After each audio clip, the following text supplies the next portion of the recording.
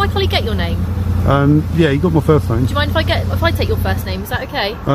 What's your name and number then? My name 2928 is PC Lee. PC Lee. Okay. Yeah. So what was your name? Well, I'm not prepared to divulge it in front of people that aren't police. Okay. Well, I can ask that gentleman to step away if that's all right. Yeah. Right. So what?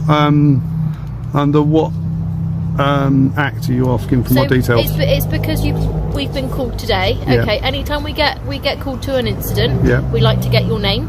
Yeah. What section of which act are you requiring my name? I'm not saying it's under any act. You don't have to give your name to me today because you haven't committed an offence. No. But it's just for our records. Yeah. So would you be prepared to give me your name? No.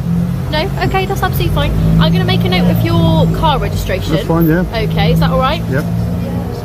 So all we're doing at the minute, obviously there's been a bit of confusion over the coins. Yep. Turns out that, as you said, they are legal tender, so yep, so it's now down to the petrol station whether they accept them.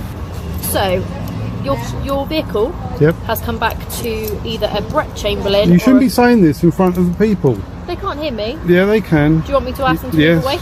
In this episode, we're standing outside a small local police station right as things start getting tense, and it all begins when an irritated sergeant rushes outside and tries to force Plod to leave without giving even one proper legal reason.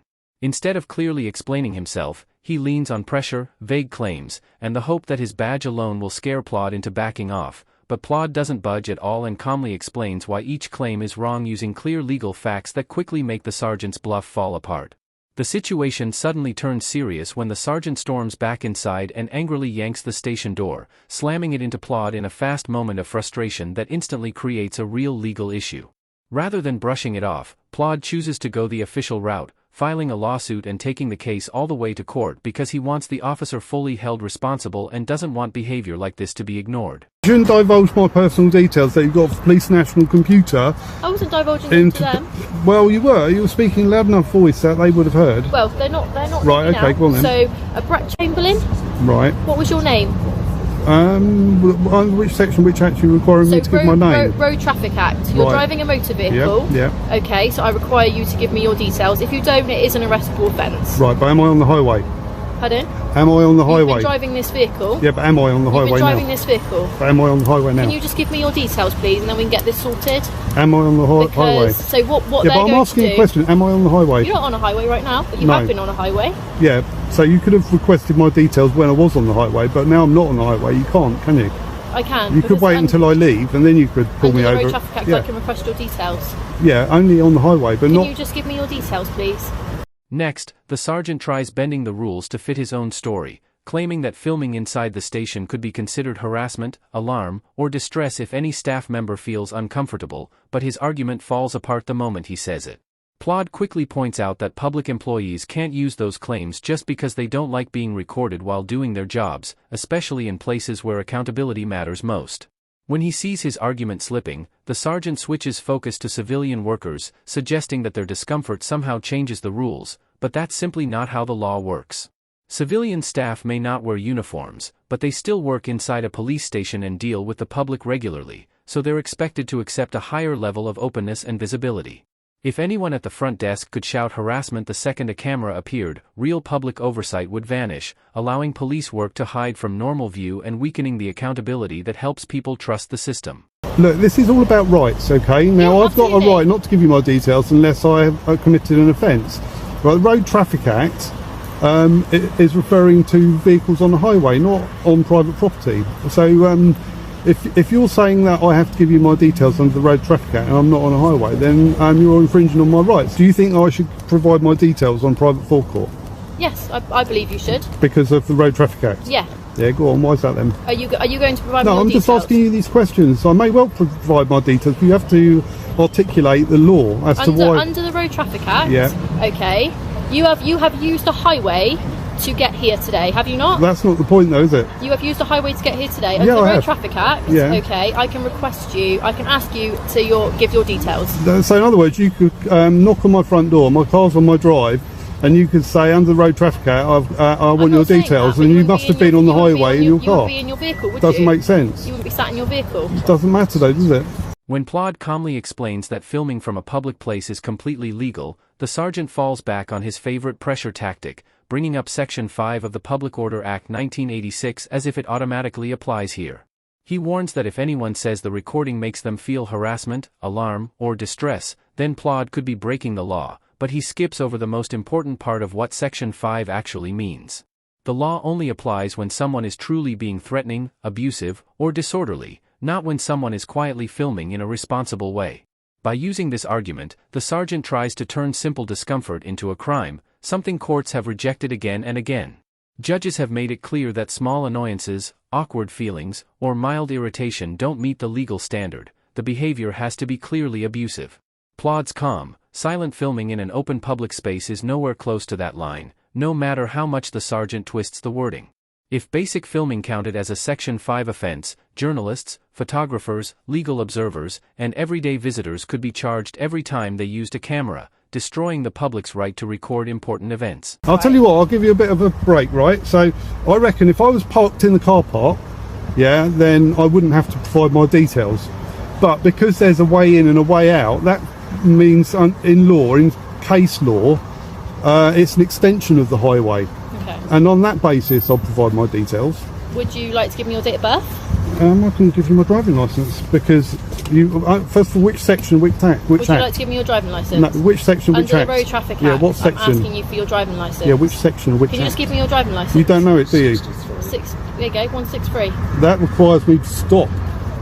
If a police officer asks me to stop, but which? And to give your details, sir. No, that's another act. Go on. Which sections? I'd have to check, sir. Do you want me to tell you? 164. 164. That's it. Very good. There we go. Right. When Plod notices the sergeant's body-worn camera quietly recording the whole time, he asks the obvious question: why wasn't he told he was being filmed? It's a fair question, because officers are supposed to say so whenever they record members of the public during an interaction. The sergeant avoids answering by asking why Plod didn't announce his own recording, but the difference is huge. Regular people don't have to tell anyone when they're filming in public, while police officers follow professional rules that require honesty to keep public trust. Plod pushes back, reminding him that the College of Policing's Code of Ethics clearly says officers must be open when they record. The sergeant tries to deny that such a rule exists, but that claim collapses instantly because the guidance is very clear. When officers start recording, they must be open, obvious, and honest, since their footage becomes official police material that may later be used in complaints, discipline cases, or court. They're trying to give you your money back. It's not my money, it's their money. They're It's not my accepting payment. your money. Pardon? It's my payment. They're not accepting it as payment. Are you accepting them giving your money back? No. Okay, well they're not accepting your payment then. So Okay, yeah. You're still going to be... Wait for that to go past. You're still going to be charged for the payment. Yep. At a later date. Okay, they've got your car registration. Yep. They're going to forward it on to that. They can get your details from your car registration. Yep. They're going to forward that onto their head office, and Yep. you will be chased for payment later on. Okay. Yep.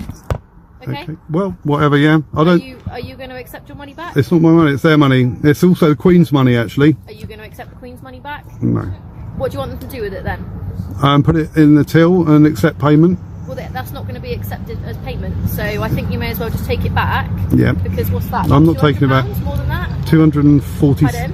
£248.83. Yeah, I think you may as well take that back. No, I You're don't going to be think out so. of pocket otherwise. I'm not going to be out of pocket. Pardon? I won't be out of pocket. I've paid for my fuel with cash, with legal tender. This is where the sergeant's real attitude becomes impossible to ignore. Instead of using the law, proper policy, or anything he can actually prove, he slips into pure guessing, repeating again and again that Plod is only there to annoy officers.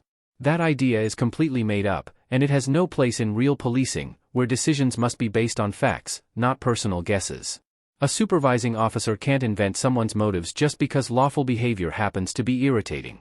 Plod was recording in a public area, which is fully legal, and that should have ended the entire discussion.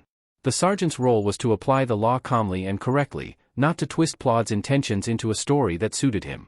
By calling Plod's audit baiting, he basically admitted he had no real crime to point to and no law to rely on. With nothing legal left to argue, he attacked Plod's character instead, which said far more about the sergeant's frustration than about the man holding the camera, and it clearly showed how weak the sergeant's position really was. All I'm doing is advising you, okay? Yeah. Like I say, this is a civil matter. Yeah. I can just give you advice to take the money back. Right. If you don't want to, Fair enough, but just to let you know, they're going to raise it with their head office, and their head office will be in touch, okay? Yeah, okay then. Is that okay? Yep. Have you got any further questions or not? No. They would like your details. Are you willing to give them your details? No, they're private. Pardon? They're private. Okay, that's fine. Okay, they've got my registration number, haven't they? They've got your registration, but it's just whether you wanted to comply with them and give them your details, okay? I'll let them know that you're not giving them your details, and what would you like them to do with the money? Well, it's up to them to do what they want with it. Obviously, it's payment, so... Well, they're not accepting it as payment, okay? Yeah, but obviously they may well get legal advice, and the legal advice might tell them that that they need to accept it, and therefore, if they've given me the money back, then they've got no way to recover the money, then, have they? Because I don't know. I'm pretty sure that if they did give it back, there would be no recourse in law to recover the funds later on. So I'm doing them a favour by saying, look, you hang on to it, it's payment for my fuel, I'm not a fuel thief. This is the moment when the sergeant completely loses control. As he walks back into the station through the revolving door, Plod follows at a normal, respectful distance, simply continuing his lawful recording. Instead of just walking inside, the sergeant suddenly stops, forcefully pushes the revolving door panel backward, and sends it slamming into Plod. This wasn't a slip or an accident, it was irritation turning into a physical action that should never have happened. A senior officer using a door to strike a member of the public is not only unprofessional, it's a clear sign of anger in a situation where calm was required. When Plod calls him out, the sergeant immediately claims he didn't mean anything by it, but the video tells a very different story. To anyone watching, the move looks deliberate, a quick burst of anger masked as an accident. And that single moment kicked off a chain of consequences he couldn't undo. Once the footage entered the legal process, the sergeant had no believable excuse, no solid explanation, and no way to escape the fallout of his own decision.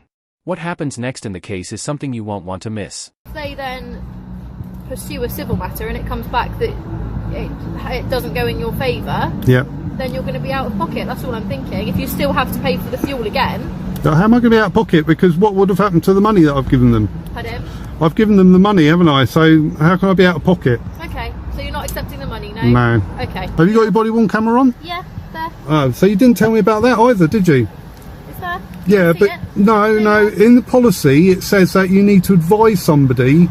In fact, everything that's happened up until this point is not admissible in court because you didn't... I can't hear you. I said everything that's happened on that camera is not admissible in court because you failed to advise me that you were recording.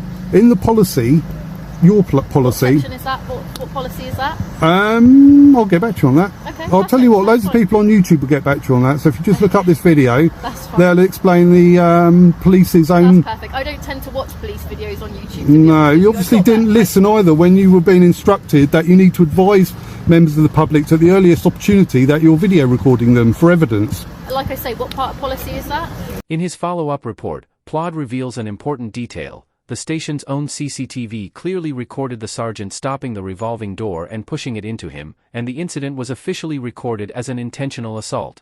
With that evidence locked in, the police tried to quietly make the problem go away by offering a £1,250 settlement, but Plod refused, choosing instead to take the case to court because, for him, doing what's right matters more than quick money. If the case reaches trial, the amount he could win may increase a lot, possibly between £5,000 and £15,000, or even more depending on the judge, but the biggest impact isn't the money. A court ruling would be public and official, and it could trigger internal discipline that might lead to a demotion or even dismissal, which would be devastating for a supervising officer whose career depends on good judgment and professionalism. Looking back, the chain of errors is impossible to ignore. The sergeant misused harassment laws, ignored the transparency rules he was required to follow, and kept guessing Plod's motives without evidence. At every step, he relied on pressure and personal opinions instead of proper procedure and sound legal thinking. Everything finally boiled over with the revolving door shove, a small but angry action that turned a tense moment into a documented assault inside a police station, something that was never going to quietly fade away once it was caught on video. This entire story shows the danger of senior officers forgetting their training and letting anger take control. The sergeant didn't just mishandle the situation, he created the very problem that now threatens his career. And because Plod refused to settle quietly, every mistake will now be examined in open court. If you found this breakdown interesting, stay tuned, there's more legal analysis coming.